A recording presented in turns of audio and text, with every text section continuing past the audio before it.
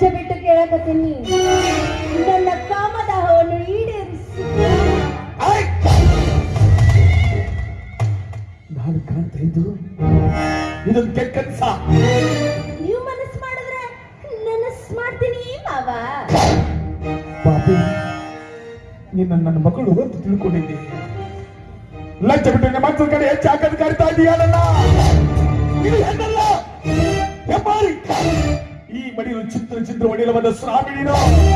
ನಿನಗೆ ಹರಿದಂತಹ ಮಾತ್ರ ಹೆಚ್ಚಾಗಿ ತಿಳ್ಕೊಂಡಿದ್ದೆ. ಈಗ ಅರ್ಥ ಇದೆ ನನಗೆ, ಕಾಮದ ಪಿತ್ತ ನೆತ್ತಿಗೆ ಅಂತ.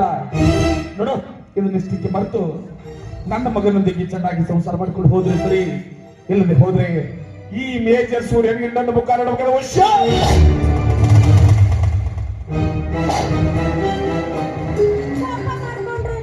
ಎಷ್ಟು ಮುದ್ದಾಗಿ ಕಾಣ್ತೀರಾ ಮಾವ.